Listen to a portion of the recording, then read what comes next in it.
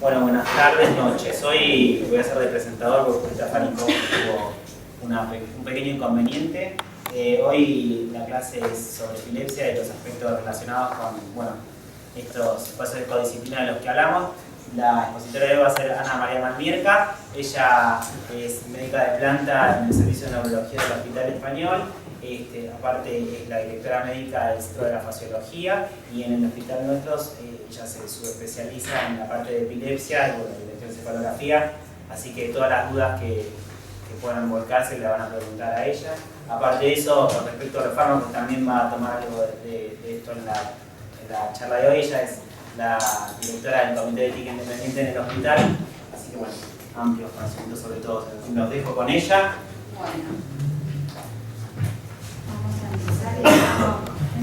Para adelante. Mira. Sí, para adelante. ¿Estás acá? Sí. Ah, tú estás allá. ¿Ves? No, yo te lo paso. Acá no me veo yo. No, vamos a apuntar con el láser y yo te voy a ¿De lejos? No, sé si no. Bueno, entonces. Ponete más para Sí. Si querés manejar el puntero sí. Perdón, sí. Sí. Bueno, vamos a empezar entonces a hablar sobre epilepsia.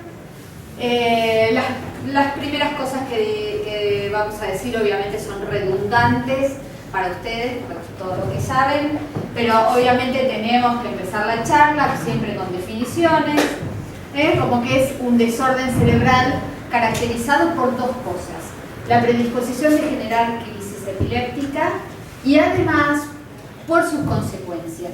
Epilepsia no es solamente tener crisis epilépticas, sino que ser epiléptico implica una serie de consecuencias neurobiológicas, cognitivas, desde el niño que presenta alteraciones en el aprendizaje del niño epiléptico, psicológicas y psiquiátricas, que después vamos a ver, sociales y laborales, de igualdad, de lo que se pregona.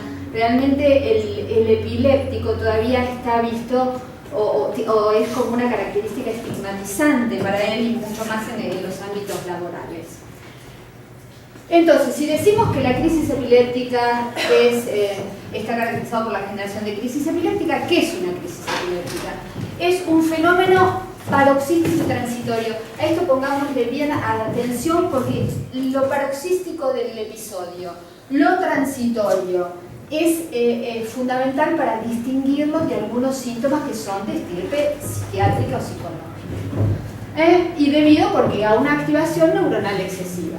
Las manifestaciones clínicas, lo que vamos a ver en la clínica va a ser lo propio del foco, del lugar cerebral donde se genera la crisis, o cuando esa crisis se expande, va a ir sumando manifestaciones. ¿Ustedes se acuerdan de la clase pasada, seguro, de los músculos? Sí.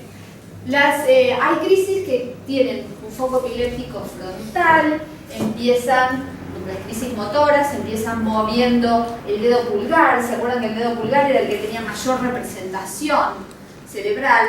Entonces el foco empieza ahí, después la onda neuronal o la activación neuronal excesiva comienza a propagarse, y el paciente no solo va a tener manifestaciones en ese índice, en esa mano, sino que va a tener lo que se llama marcha jacksoniana, y eso va a comprometer el brazo, va a comprometer la cara y va a comprometer la pierna.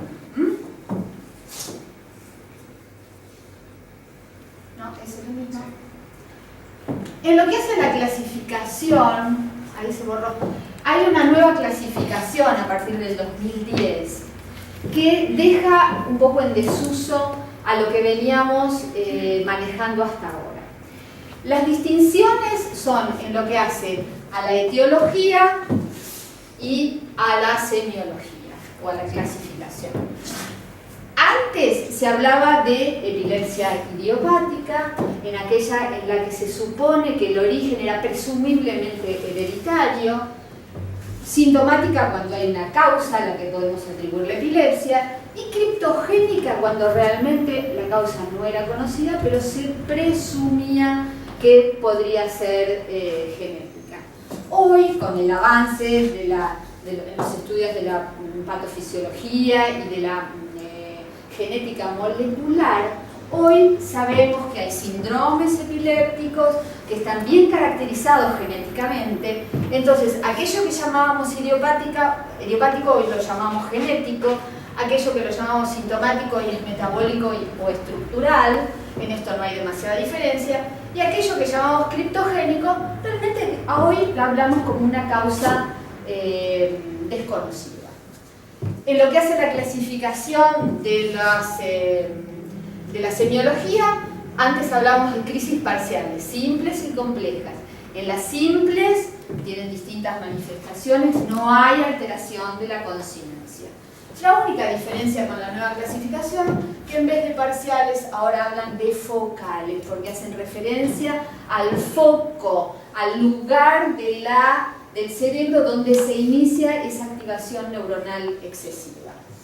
Antes se hablaba también de crisis secundariamente generalizadas, es decir, aquella crisis que comenzaba como parcial, pero la onda se iba propagando y entonces se la llamaba secundariamente generalizada. Hoy se llama crisis con evolución de una crisis parcial. Es lo mismo, solamente en esto diferencias de terminología y nada más. Y antes se llamaban crisis generalizadas, aquellas que debutan con pérdida de conciencia y todo el cortejo tónico, clónico o atónico, y ahora se llama crisis convulsiva bilateral. Porque en esto sí tiene que ver la explicación fisiopatológica que se le daba. Antes la crisis generalizada se pensaba que era una onda que se expandía bilateralmente de golpe. Hoy se habla de una crisis, un punto focal, ahí empieza la crisis y eso se expande bilateralmente. Pero las manifestaciones son las mismas. Vamos a ver, como antes de la otra, de la clasificación, crisis parciales y crisis generalizadas. Dentro de las crisis parciales están las motoras, de manifestación motora, la crisis sensitiva, crisis autonómicas y crisis psicógenas. Esto es lo que desplegué porque, es lo que más le va a interesar a ustedes. Una crisis psicógena puede tener todas estas manifestaciones. El déjà vu, el déjà entendu, me dijeron que si alguien sabe francés me perdona, yo no sé. Pero en ese caso, ¿a qué se refiere? A experiencias de lo ya, se traduce como ya vivido o ya entendido u oído. Son experiencias que realmente se toman como familiares cuando realmente no se han experimentado. Todo lo contrario es el jamais vu y el jamais entendu, los cuales son lo contrario. Experiencias que hemos vivido y que las vivenciamos como nuevas. La autoscopía. Realmente con Pablo hablábamos y realmente en psiquiatría se habla de este término porque lo encontramos en los libros de neurología. La autoscopía es verse uno mismo como si la mente se escindiera del cuerpo. Esto es lo que siente el paciente. La despersonalización es el paciente se siente, acá no se ve, se siente como si estuviera actuando en el espacio exterior o como si estuviera soñando. Síntomas emocionales, de los más variados, después nos vamos a extender más, y la psicosis también como crisis. Acuérdense de esto, para que todo esto lo considere como de estirpe epiléptica, tienen que ser aparecer en forma paroxística, tienen que ser de corta duración, 1-2 minutos, tienen que ser autolimitados, para especialmente distinguirlo y no confundir a ver si esto puede ser una manifestación psicológica o psiquiátrica. La siguiente, ¿cómo hacemos el diagnóstico de un paciente epiléptico? Para nosotros, lo más que tenemos más a mano hasta ahora son estos 3 estudios. Estos 3 son, después solamente mencionarlos, no tenemos a mano, no podemos disponer de todas estas imágenes funcionales, PET y STEP, que se utilizan en ciertos casos limitados. Pero En la práctica diaria, la electroencefalografía. En la electroencefalografía, después los gráficos sí salieron, ¿no? Lo que veo ahí son ondas anormales. Ondas anormales que van a ser focales en el caso de las crisis parciales o que van a ser generalizadas en el caso de las crisis generalizadas. El electro para nosotros es sumamente útil, si bien un electro interictal, es decir, entre crisis en un paciente epiléptico, puede ser absolutamente normal, pero es sumamente útil porque nos ayuda al diagnóstico y además nos habla de recurrencia. Ante una primera crisis y un electro patológico, ese está hablando de recurrencia y entonces de ahí en más podría tomar o no la decisión de empezar el tratamiento. La videoelectroencefalografía se utiliza, ustedes saben que es la filmación del paciente durante 2 o 3 días con el registro acumulado y es sumamente útil para distinguir lo que son crisis genuinas de lo que son pseudocrisis o crisis de origen psicógeno. Las imágenes estructurales, lo que tenemos más a mano, la tomografía de cerebro. Por supuesto, de elección es para nosotros la resonancia de cerebro, que se hace con un pedido especial que se la pide con protocolo para epilepsia. Protocolo para epilepsia significa que el técnico en imágenes va a hacer las cosas de manera de ver específicamente el umbus del temporal, ahí por donde está el hipocampo, porque esclerosis de esa zona son altamente epileptógenas, responden excelentemente a la cirugía y entonces le dan una buena calidad de vida al paciente. Y de las imágenes funcionales, el PET y el PET, ¿para cuándo se usan? Que no la usamos en nuestros centros. Son para determinar focos o lesiones cuando nosotros, nuestra resonancia humilde no nos ayuda demasiado. O cuando, por ejemplo, se toma la decisión de operar, o es decir, tengo que hacer una lesión, el cirujano tiene que hacer una lesión en determinada zona, puede recurrir perfectamente al SPECT o al PET, el SPECT porque me marca una zona de hipoflujo, el PET porque me marca una zona de hipometabolismo, y entonces ahí eso ayuda a reconocer el foco epileptógeno. Acá esta es una muestra de lo que es un electroencefalograma, donde tiene un grafoelemento típico, que es muy fácil de reconocer, que es la punta y la onda lenta. ¿Ven? Acá punta y le sigue una onda que es lenta. Esto es altamente patológico, es patognomónico de patología. Y no lo ven totalmente generalizado en todos los electrodos. Esto nos habla de una epilepsia parcial, un foco epileptógeno que en este caso tiene ubicación entre el frontal y el temporal, ¿sí? Pasemos los dedos al final. Sí. En este caso, así es como vemos un electroencefalograma frente a una crisis generalizada. Otra vez, el grafoelemento... El grafoelemento típico de la punta y la onda lenta, en este caso en todos los electrodos. Bueno, hay una serie de trastornos paroxísticos que no son epilépticos, no tienen etiología epiléptica y que realmente pueden confundirse como de origen psicógeno. Y estos son los ataques de pánico, manía, alucinaciones, delirios, trastornos del sueño, el sonambulismo, los terrores nocturnos, los trastornos en el movimiento asociados al sueño REM, que pueden ser confundidos como de origen epiléptico. Y dentro de estos, los más importantes son las pseudocrisis. Una cosa, sí.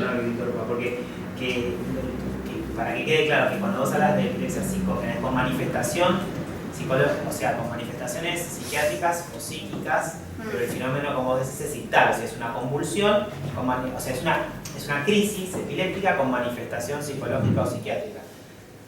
no son crisis psicógenas, o sea, generadas por un fenómeno psíquico, sino que se manifiestan por un fenómeno psíquico. Pero y las pseudocrisis sí serían las crisis que no serían de correlato y tal. Porque por ahí, cuando uno dice crisis psicógenas, ustedes creen que son originadas por algo psíquico, ¿no? Es que con manifestación, no sé si se entiende la diferencia. Sí. No, pero... En este caso, tanto episodios sin pérdida de conciencia como con pérdida de conciencia son trastornos entonces paroxísticos no epilépticos y que pueden confundirse con una manifestación epiléptica. Sí, seguí. De los anteriores, de los que decía que es sumamente frecuente confundir una convulsión con un síncope. De los síncopes, los más frecuentes son los vasovagales. Esto muchas veces porque ocurre. Primero, porque no hay una anamnesis adecuada. Segundo, porque no se conoce la semiología. ¿Qué encontramos en una cosa y qué encontramos en otra? Otra causa puede ser porque a veces se valoran demasiado signos como por ejemplo la relajación de esfínteres o los antecedentes de epilepsia. Como el paciente se sincopó, pero tiene abuelos que fueron epilépticos, esto es una crisis epiléptica. Y no, a veces son antecedentes que no tienen nada que ver. O a veces malas interpretaciones en el electroencefalograma nos hacen pensar a otros que esto puede ser epilepsia. Acá simplemente en este cuadrito, no es para verlo todo, pero ven que en un síncope, especialmente el vasovagal, el hipovolémico, los que ocurren por lipotimias, ¿sí? Entonces tienen un inicio gradual, progresivo, la convulsión empieza en forma súbita. Hay cambios en los signos vitales en un síncope que son contrarios al de la convulsión. La recuperación, por ejemplo, en un síncope es rápida, en la convulsión es lenta. En general, después de la convulsión ocurre un estado que se denomina posictal, con confusión, con somnolencia, con mialgia generalizada, con cefalea. Y esta es quizás lo más importante que ustedes tienen que tener en cuenta. Porque cuando nosotros estamos frente a una mujer,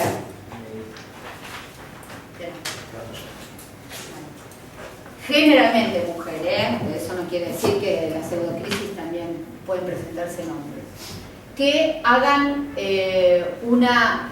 un síncope en forma gradual y no abrupta, que lo hagan siempre esas crisis fuera del sueño, con manifestaciones variables. En general las manifestaciones motoras en los casos de pseudocrisis son muy variables, no son rítmicas, en general implican movimientos pélvicos, movimientos muy bruscos, tienen los ojos cerrados, se resisten a que le abramos los ojos, contrariamente a una convulsión donde generalmente los ojos están abiertos. Muy frecuentemente se acompaña de incontinencia esfinteriana. El que está haciendo una pseudocrisis es muy raro que tenga incontinencia. La duración de una pseudocrisis normalmente es mayor a 5 minutos, puede ser de media hora, algunos están 2 horas. En cambio, una convulsión verdadera, como les dije, no tarda más de 2 minutos. El fenómeno posictal, como lo mencioné antes, es raro y variable, en la convulsión existe. Los daños me refiero a la lesión lingual, que es la lesión en el costado de la lengua, y eso se debe a el aumento de la contractura de todos los músculos durante la fase tónica de la convulsión. A veces en la pseudocrisis nosotros vemos que se muerden los labios. Eso no es un signo de una crisis genuina, ¿no? O la punta de la lengua también. En las casos de la pseudocrisis los desencadenantes son frecuentes, desencadenantes emocionales me refiero, en la convulsión no, y al hacer el electro en la pseudocrisis son normal y en la convulsión es anormal. Por eso para nosotros, neurólogos, cuando sospechamos algo de esto, es muy importante el aporte que ustedes nos puedan dar si ambos conocemos entonces bien la semiología. Por eso es muy importante. Y además también tengan en cuenta que no es raro encontrar pacientes epilépticos genuinos que también combinen la presencia de pseudocrisis. Esto se da por, bueno, el paciente epiléptico, después lo vamos a ver, tiene un montón de síntomas y cuadros psicógenos o psicológicos que pueden desencadenar pseudoepilepsias. Pero ¿El paciente epiléptico el control emocional también?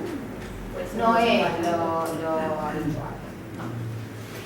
Además, por ejemplo, hay muchísimas crisis de origen frontal que son mucho más frecuentes durante el sueño y ahí no hay ningún componente emocional. Es muy raro que por ponerse nervioso desencadene.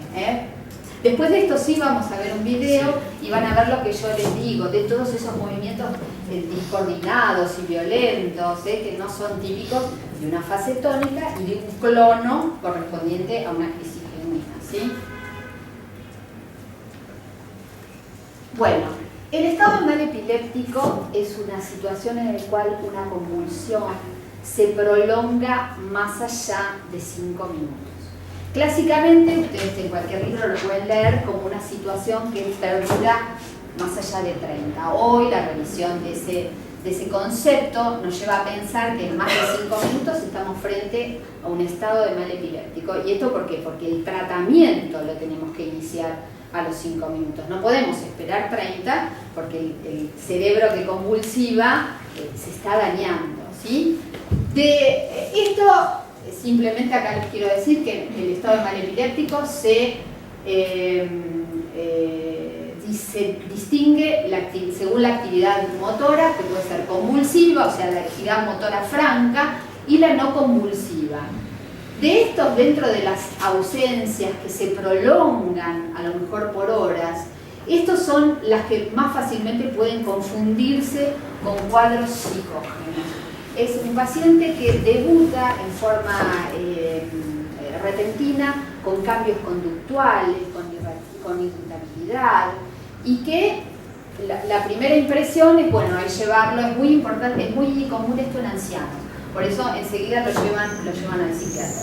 Pero el paciente, tengan en cuenta, el paciente que estuvo, generalmente tiene un buen estado de salud, aún siendo anciano, pero que debuta con un cambio de conducta repentino, puede estar haciendo un estado de mal epiléptico no convulsivo, ¿sí? Esto es el caso del estatus parcial. Esto si lo prolongáramos, porque ustedes me pueden decir, sí, pero eso es igual que a lo que vimos antes, una crisis parcial. Pero lo que pasa es que esto, si lo prolongáramos en el tiempo, el paciente en estatus, mientras dure el estatus, va a seguir mostrando esto. El grafo elemento característico, la punta y la onda lenta. ¿Cuándo se mejora esto? Cuando instalamos el tratamiento que corresponde. Esto es el caso de un estado de mal generalizado, en el caso de las convulsiones tónico-clónicas, donde veríamos todos estos trazados también en forma continua. Bueno, ¿qué usamos para el tratamiento? Las drogas tradicionales, que ahora después en otra diapositiva las vamos a mencionar. Drogas de nueva generación hablamos de segunda y ya de tercera generación también. Habitualmente estas son nuestras armas para trabajar con el paciente epiléptico. La cirugía, la estimulación vagal y la dieta cetogénica son recursos que no manejamos en nuestros centros, especialmente la cirugía y la estimulación vagal, pero estos están dirigidos a las epilepsias que antes también se llamaban refractarias, ahora no se llaman más, sino dirigidos a las epilepsias que son resistentes a drogas. Ese es el nuevo término también que se propone. Porque dicen que decir refractario es como que le estamos quitando toda posibilidad de tratamiento y no pensar que la epilepsia puede ser tratada de otra forma. Entonces, resistencia a drogas, lo tratamos con las drogas que corresponden, las dosis que corresponden, no mejora, entonces se recurre a la cirugía. Generalmente son lesionectomías, en los casos más graves que se ven en chicos. Nosotros nos dedicamos a adultos y realmente esto no lo vemos, pero no sé si alguna vez escucharon hablar del síndrome de West, del Lennox-Gastaut.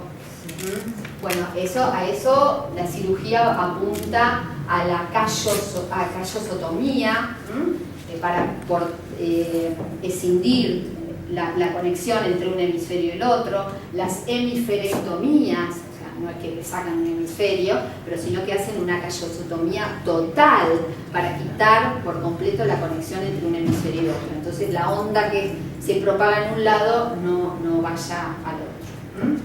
Y la dieta cetogénica se usa de última opción y se utiliza en chicos para no cargarlos a veces con tantas drogas, ¿sí? Entonces, estas son las drogas de primera generación.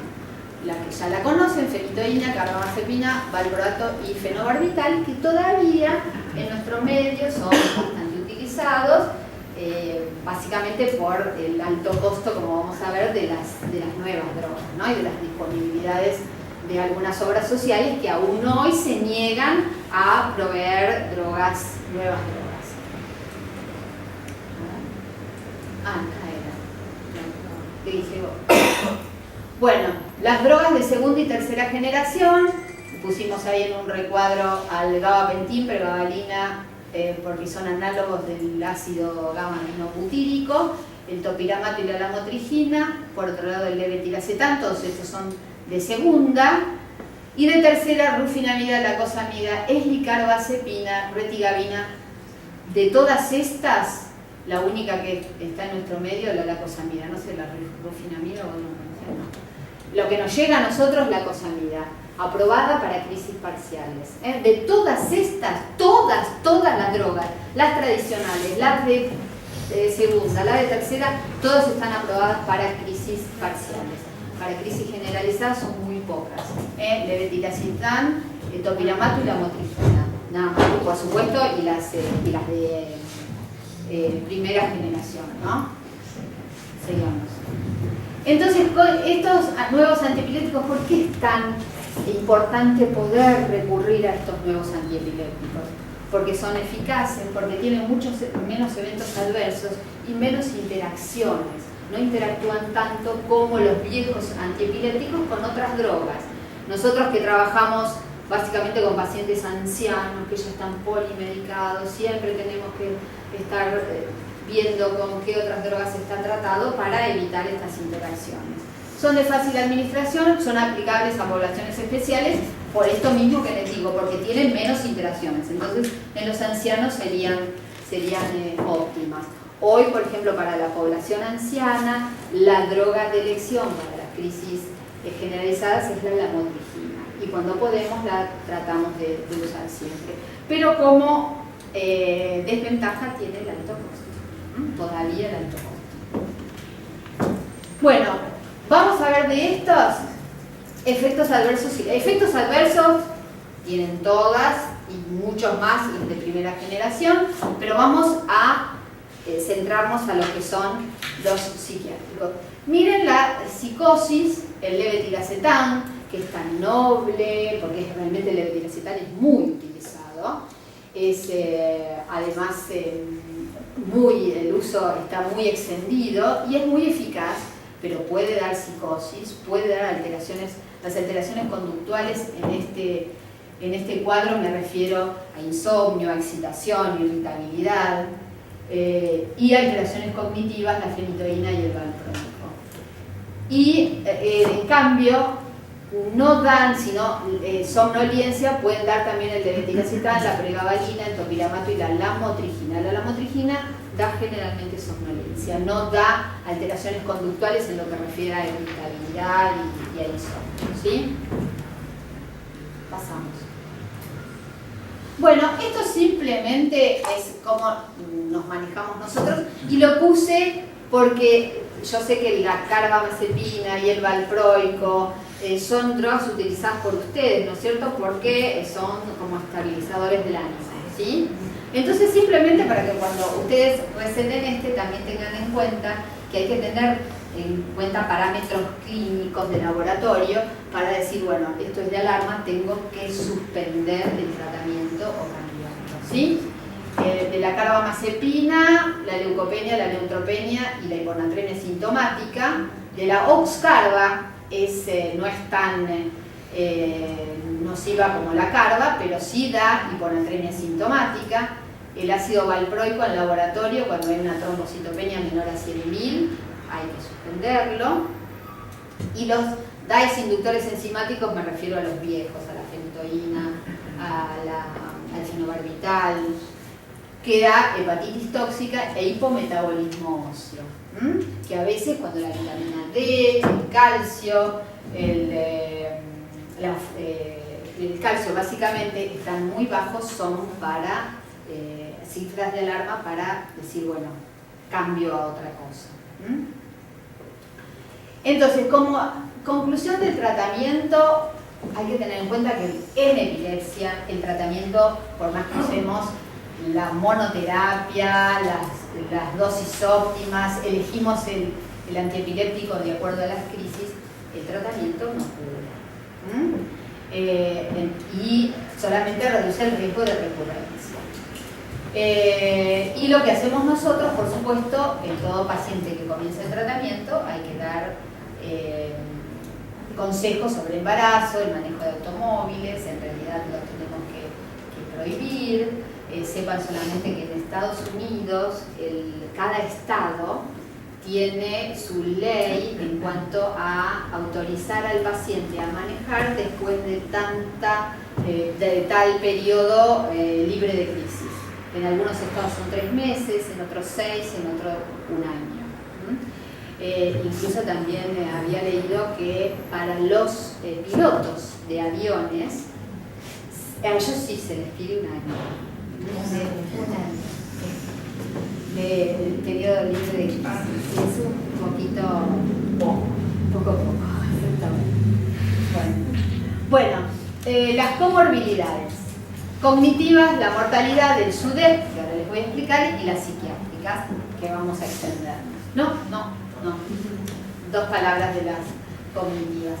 Así como les dije al principio que un niño tratado por ser epiléptico y además tratado con drogas antiepilépticas puede alterar su aprendizaje porque afecta su coeficiente intelectual. También en los pacientes ancianos hay alteraciones cognitivas. Los pacientes epilépticos tienen mayor riesgo de demencia, ¿no? Mayor riesgo de demencia que los ancianos no epilépticos. La característica de esa demencia va a depender de cuál será el foco epiléptico. Si la epilepsia cerebrofoco frontal, la demencia va a tener más características ejecutivas y de errores en el planeamiento, en la atención.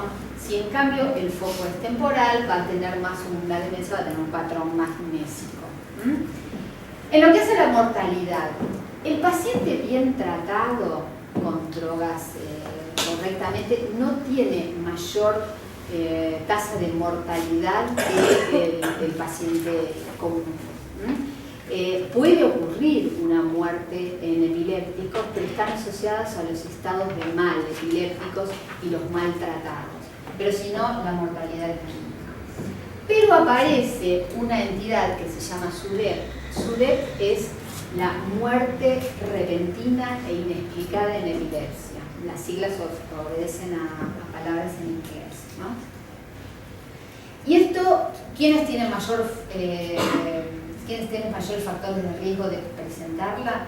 Aquellos pacientes que tienen alta frecuencia de crisis y además que tienen una mala compliance con la medicación. Pero de todos modos, todavía hoy no se sabe por qué ocurre esa muerte repentina, que generalmente ocurre durante el sueño, en pacientes que están en un buen estado de salud y a veces, bueno, se puede relacionar, unos dicen que se debe a una bradicardia extrema, a una sistolia secundaria a una crisis nocturna, pero en realidad todavía no se sabe.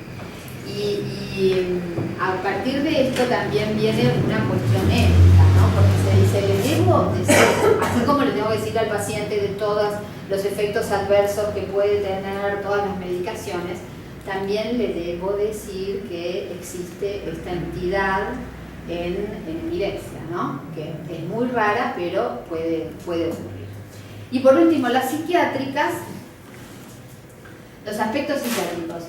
¿Por qué los mencionamos en extenso, primero porque están ustedes. Y segundo, porque hay una mayor incidencia de morbilidad psiquiátrica en los pacientes epilépticos que en la población general. ¿Y cómo se manifiesta? Con trastornos afectivos, trastornos de ansiedad, de atención e hiperactividad, cuadros psicóticos y trastornos de personalidad. Vamos a los más frecuentes de todos estos, que son los trastornos depresivos. Los trastornos depresivos se ven más frecuentes en las epilepsias focales que afectan el sistema límbico. Y las manifestaciones pueden ser ictales, perictales e interictales. Ictales, ¿qué significa? Que puedo tener un cuadro de depresión caracterizado por anedonia, por ideas suicidas, en forma como una crisis. Quiere decir que esos sentimientos vienen en forma paroxística, que son de corta duración y que se autolimitan, ¿sí? Cuando digo perictal, pacientes epilépticos conocidos pueden presentar un cuadro disfórico horas antes de la crisis o después de la crisis y hasta prolongarse esta sensación a lo largo de 2 días y después desaparece. Y después pueden también presentar un trastorno depresivo interictal, quiere decir que entre crisis el paciente presenta un trastorno depresivo. Pero se dice que esa depresión en los epilépticos es atípica. ¿Por qué? Porque a la distimia propia del paciente depresivo le acompañan síntomas como de irritabilidad, de conductas explosivas, que hacen que por eso se dice que es una depresión atípica.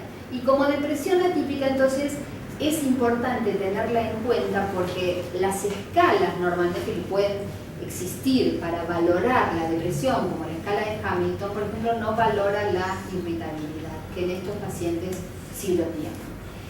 Y es muy importante tener en cuenta estos trastornos depresivos porque la tasa de suicidio es 4 veces mayor que en la población general. Los factores de riesgo para esto son pacientes que tienen epilepsia del lóbulo temporal, que han tenido hospitalizaciones psiquiátricas, es decir, que los cuadros depresivos son severos, han sido severos, o que requieran atención en centros especializados por su epilepsia. O sea que estas dos situaciones, hospitalización psiquiátrica y atención en centros especializados, me hablan de un mayor compromiso epiléptico, un mayor grado depresivo. Esos pacientes van a tener mayor riesgo de suicidio. Y entonces el tratamiento. Acá ni se considera el inicio del cuadro, en este sentido. Un paciente epiléptico que nosotros decidimos retirarle la medicación porque hace 3 años que está sin crisis, porque tiene un electroencefalograma normalizado, porque su imagen de cerebro es normal, entonces decidimos retirarle la medicación con la que estaba, que actuaba como estabilizador del ánimo, carbamazepina o valproico, y desarrolla, después que le sacamos, desarrolla el cuadro depresivo. Entonces, bueno, quizás considero volver a tratar con esas mismas drogas que ya conocidas y que tenían eficacia. Si no, no es este escenario, ¿qué medicaciones deben utilizar los psiquiatras para tratar la depresión en epilepsia? Los inhibidores, como de primera elección, los inhibidores de la recaptación de serotonina, que son los que se prefieren. En segundo lugar, los antidepresivos tricíclicos, solamente condicionados por los eventos adversos cardiológicos que pueden tener, los IMAOs, pero de ultimísima elección el bupropión, maprotilina y amoxapina. De todos estos, tengan en cuenta que el bupropión es el que mayor riesgo epiléptico tiene. Así que de elegir alguna droga, traten de no elegir esta, ¿sí? Es el que da mayor riesgo de recurrencia. De los trastornos de ansiedad, son tan frecuentes como los cuadros depresivos. Las manifestaciones, tal cual también como en la depresión, pueden ser ictales, perictales e interictales. Acá las manifestaciones no son distintas, si es interictal, ictal. Acá hay cuadros de miedo, de fobia, de pánico, que se dan antes de la crisis o como la crisis misma. El tratamiento, la farmacoterapia y la psicoterapia, en este caso las benzodiazepinas, otra vez los SIRS y los tricíclicos son los que se pueden utilizar perfectamente en un paciente epiléptico. Y por último, la psicosis, donde miren lo importante y lo frecuente que es de 6 a 12 veces más común que en la población general. Los cuadros de psicosis, que se manifiesta con delirio, alucinaciones y alteración del comportamiento, pueden presentarse en forma interictal, es decir, entre crisis, y es un cuadro, se dice, esquizofreniforme. ¿Por qué? Porque no es igual a la psicosis del esquizofrénico, porque tiene un curso más benigno, porque no tiene síntomas negativos. Y entonces por eso y responde mucho mejor al tratamiento. También puede haber psicosis preictal y posictal. De esta, lo importante es tener en cuenta que lo posictal no es inmediatamente después que sobreviene una crisis. La psicosis posictal se desarrolla en un paciente que tiene 10 años de epilepsia y que también desarrolla un cuadro de delirios y de alucinaciones y de ideas de persecución, pero después de 10 años de epilepsia. También, y el tratamiento, esto sí acaba de necesitar neurolépticos. Y vamos a la última, donde es muy importante considerar con qué neurolépticos tratamos a los epilépticos. Hay una situación de mayor riesgo de crisis y de menor riesgo de crisis. Fíjense que el haloperidol, la risperidona y la quetiapina tienen menor riesgo de generar crisis. Por supuesto, nosotros como neurólogos siempre le recomendamos a los psiquiatras el uso de la quetiapina, porque así minimizamos los efectos extrapiramidales, que para nosotros son muy importantes, y para el paciente también, por todo lo que significa para el paciente estar con un cuadro extrapiramidal. Y además tienen menor riesgo de crisis las dosis bajas, el ascenso lento y el tratamiento corto. O sea, si utilizan esto, pero además lo usan en dosis bajas, con un ascenso lento y un tratamiento corto, casi el riesgo de generar crisis va a ser casi nulo. Del otro lado tenemos que a altas dosis de neurolépticos, cualquiera, el que se trate, el ascenso rápido, una lesión cerebral establecida, el usar clozapina aún en dosis bajas, con ascenso lento y tratamiento corto, la clozapina tiene mayor riesgo de generar crisis epiléptica. Lo mismo que la clorpromacina y la loxapina. No sé si la loxapina es una de esas acá. Pero esto es muy importante tenerlo en cuenta porque obviamente en todo lo que vimos, el paciente que nos parece que presenta pseudocrisis, en los pacientes epilépticos con depresión, con psicosis, en todos estos los necesitamos a ustedes. Muchas veces tenemos una relación muy fluida con algunos psiquiatras y otras veces no consideran los cuadros más que de estirpe epiléptica y nada más. Bueno, listo. Si quieren hacer alguna pregunta. Con respecto al trastorno de ansiedad como manifestación psiquiátrica de una crisis epiléptica, ¿puede ser que sea la única manifestación? Es decir, ¿cómo hacemos? Porque quizás en el trastorno depresivo, para hacer un diagnóstico diferencial puede ser un poco más fácil, con esto de que sea paroxístico y demás. Claro. Pero en el trastorno de ansiedad, ¿cómo hacemos? También. Vos decís es una crisis ictal porque aparece el miedo en forma de pánico, en forma paroxística, es breve y se autolimita. También, una crisis se da de la misma manera, cualquiera sea la manifestación, pero que tiene que ser paroxística, tiene que ser corta y tiene que autolimitar. ¿Puede tener antecedentes ese paciente? Sí, obviamente. Puede ser un paciente absolutamente normal que empieza con este tipo de crisis cíclicas.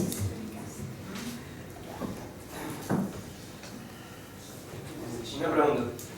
Sí. Y es común que la manifestación ictal sea psiquiátrica y que durante toda la evolución del cuadro siempre la manifestación ictal sea psiquiátrica, o sea, en el caso de ansiedad o Sí, mira, como crisis psicógenas, que está dentro de las crisis parciales, te acuerdas que las crisis parciales, como todas las sensitivas autonómicas, el 25% de las crisis parciales son psicógenas. Y puede asociarse a otras manifestaciones, pero siempre la mayoría de las crisis se inició así, las va a seguir teniendo. Una pregunta me parece si todo electroencefalograma patológico es epilepsia. Si quiere esto de la disritmia de pacientes que vienen medicados durante años. Pero ustedes son muy jóvenes, no creo que hayan escuchado eso. Una disritmia, bueno, no tiene nada, tenés que decir. Bueno, la disritmia, primero electroencefalográficamente, la interpretaban así algunos profesionales, pero hoy se lo considera como realmente una variación de la normalidad.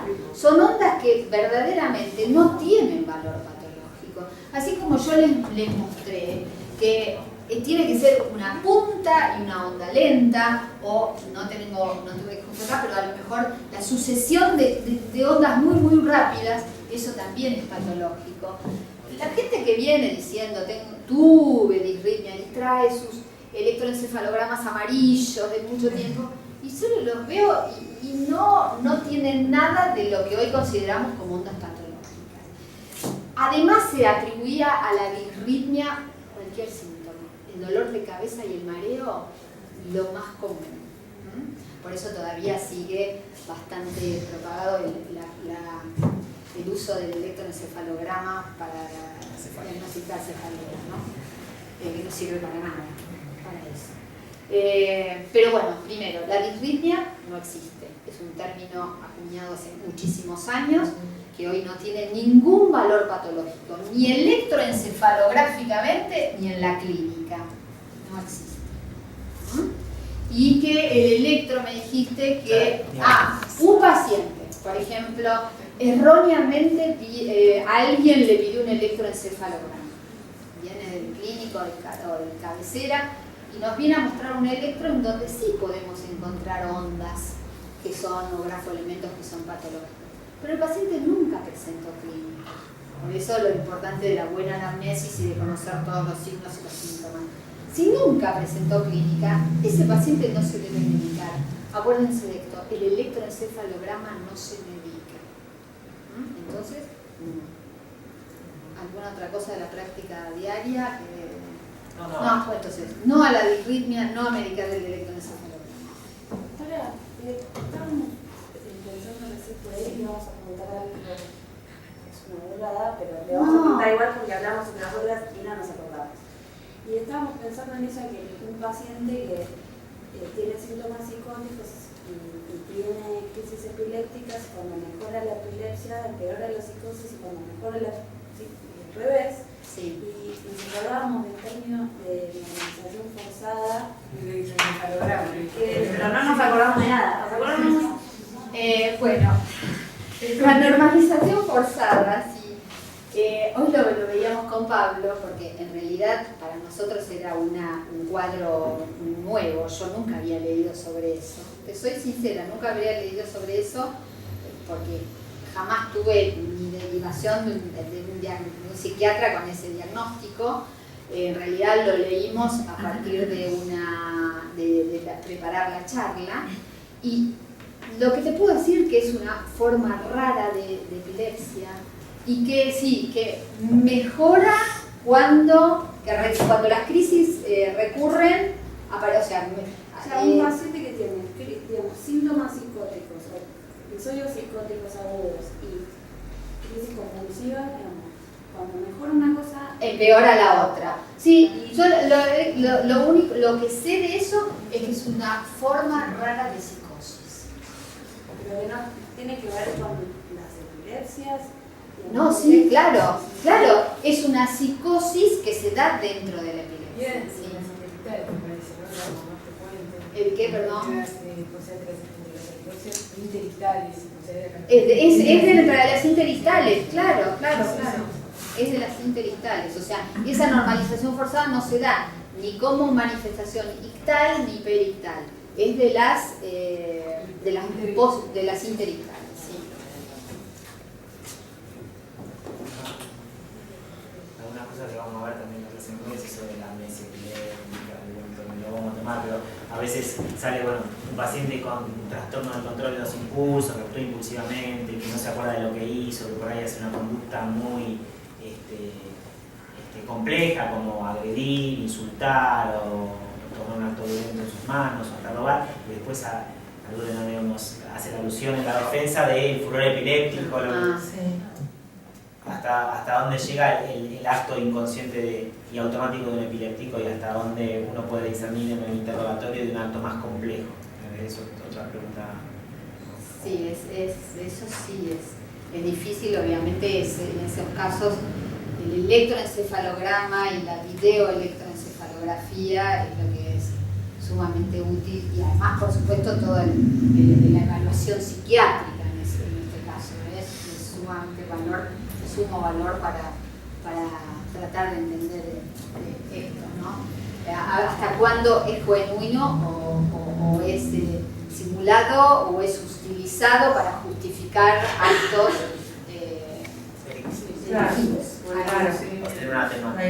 Igual en general, digamos, lo que uno ve es que el paciente, porque nosotros también cuando nos llaman en consulta, tenemos una alteración en el nivel de conciencia y dicen, el paciente puede estar en un estatus no convulsivo.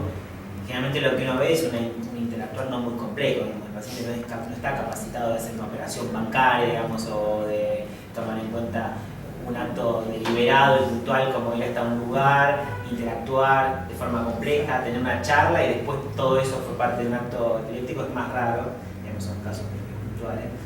Pero bueno, está descrito la idea epiléptica y demás, y ahí sí, digamos, la duda bastante ampliada y la tríada diagnóstica en esos casos, como dice Ana, es la clínica, el encefalograma y la evaluación neurocognitiva. Yo quiero parar y molino, pero digamos, el diagnóstico en definitiva, volviendo a la clase anterior, es sindromático y topográfico, o sea, generalmente responde que también va a haber una lateralización neurocognitiva en esos casos. Y acá vos tenías... Esta es una crisis parcial, secundariamente generalizada, la que tenemos puesta. Igualmente va a haber una clase de video, no entera vamos a mostrar más crisis, pero acá está bueno pues está el correlato, de imagen y correlato. Esto es lo que le llamo video electroencefalografía. Ahí empiezan esas ondas patológicas, lo que pasa es que no le veo al... muy mal el video. No veo moverse al hombre. Es parcial y es facial. En realidad lo que está haciendo se comporta como un espasmo bifacial en la crisis. Ahí está. Ahí está. La boca y los ojos, sí. El paciente, mientras le están hablando, el paciente contesta de forma coherente, digamos, es una crisis focal. Siempre que hablamos, recordemos, siempre que hablamos de crisis focales, el paciente tiene preservada su conciencia, ¿sí? Puede estar moviendo su brazo, su pierna, pero no se entiende perfectamente lo que está diciendo y contesta coherentemente. Esto es interesante, A ver qué tipo de crisis le parece.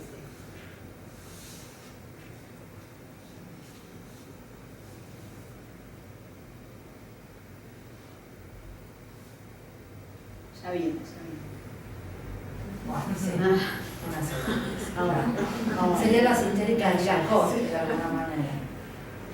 Bien. Claro.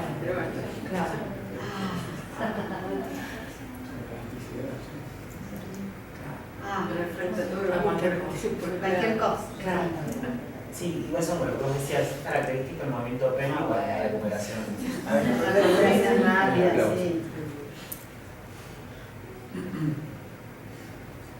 Igual no son simuladores, ¿no? No, claro, esto no es simulación.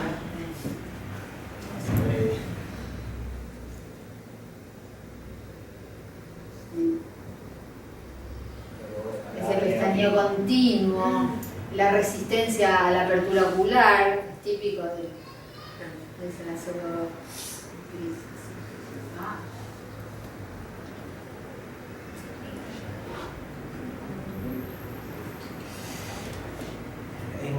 La otra es una pseudocrisis también. Les pido disculpas, hay un tema que eso también lo queríamos ir hablando para la sesión de videos, que está abierta para que traigan videos. Hay un cierto problema con la compatibilidad para mostrar los videos, o sea que los que quieran traer pacientes propios los pueden traer antes para poder compatibilizar con el sistema, porque no todos los PowerPoint toman cualquier tipo de formato de video y acá, digamos, hay dos videos más que queríamos mostrar, lo voy a tener que mostrar en la clase de sesión de video, que es una generalizada y otra pseudocrisis, pero... Ahora otra pseudocrisis no podemos mostrar. Es que la quiero abrir y está incompatible con el sistema. Ah. No puedo subir. No. A ver si me puedo subir acá, por lo menos muestro la pantalla.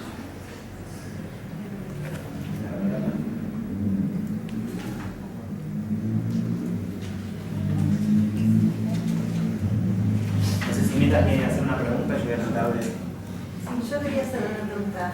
El electroencefalograma prolongado, que a veces algunos sugieren porque Sí. es 24 horas, como se dice, ¿qué En significa lo que es de prolongado? 24 horas, en realidad eso se llamó Holter electroencefalográfico, que en realidad hoy no se usa porque no hay disponibilidad de dispositivos.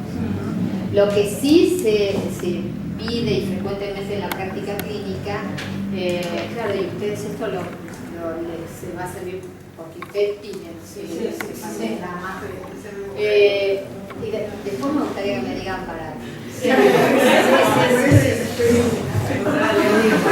Y no vale, no Ahora, vale. espera que te contesto algo.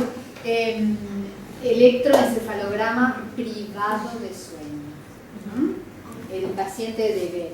¿Eso es prolongado? No, obviamente, el registro que se hace en el consultorio tiene que ser por lo menos de 2 horas, o sea, es más prolongado que el de rutina que haces, por supuesto es más prolongado, pero no es de 24 horas, no es ni siquiera una polisomno, tampoco polisomno que tenés 5 o 6 horas. Claro, Bueno, claro. antes lo que se llamaba 24 horas era un holter, viste, como el holter de electrocardiografía, eso no se usa, no sé si alguien lo tiene, en el hospital lo teníamos.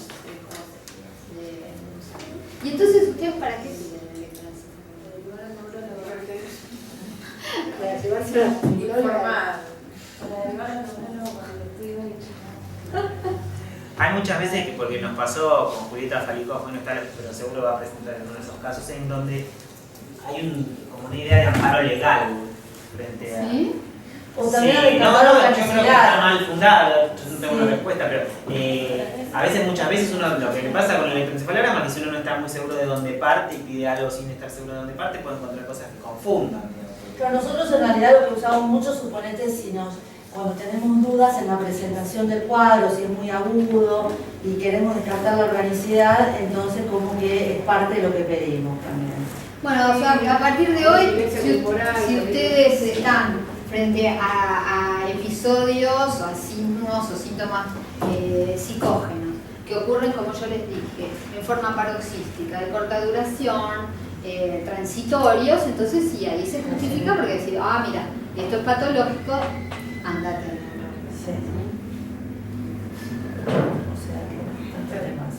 Pero habéis visto por ahí que a la esquizofrenia le pide... No, por ahí o sea, yo me parece que en un primer episodio, donde por ahí hay síntomas... En un primer Claro, episodio, claro, ¿no? Es un claro. tratamiento que sí, bueno, los síntomas psicóticos... Ella recién hablaba de la epilepsia que por algunas alucinaciones de tipo, por ejemplo, olfatorias y demás, que quizás no son lo más habitual. Sí. Entonces esas cosas a veces nos hacen dudar y entonces... Y le piden, perfecto, Sí. perfecto. Sí, sí. ¿Vos qué le Con respecto a la clozapina, en niños y adolescentes, ¿existe alguna dosis que de pronto esté reportada que produzca mayor número de crisis? No relativo a la dosis. Aún en dosis bajas, la clozapina tiene un alto riesgo de generar crisis. Hay tenemos psicofarmacólogos que utilizan profilácticamente antiepilépticos a dosis altas, pero la verdad que yo no vi ningún trabajo randomizado, adolecido, digamos, que avale ese uso, digamos, Claro. pero bueno, puede Baja el ser. umbral convulsivo aún en pacientes no epilépticos. ¿O no? Sí, puede provocarlo. Sí, claro, que puede provocarlo. Hay una Lo cosa- que pasa es que sí, en el paciente epiléptico, ese sí Más le todavía. está aumentando el riesgo de tenerlo. Sí.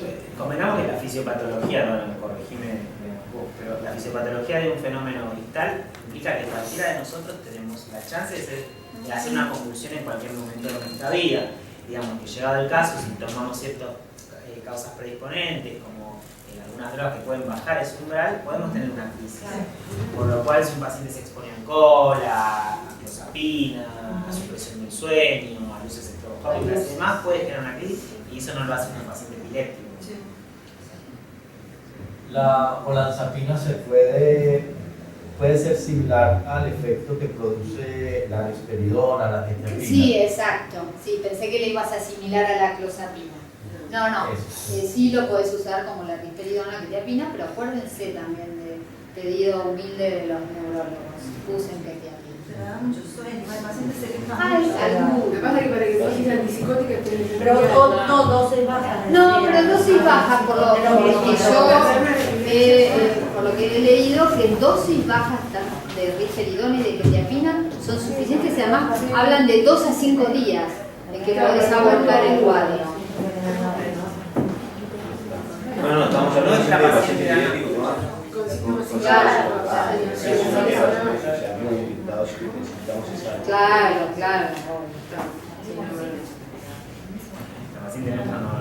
Bueno, con la sesión de video. Bueno, doctora, muchas gracias. No, gracias a ustedes.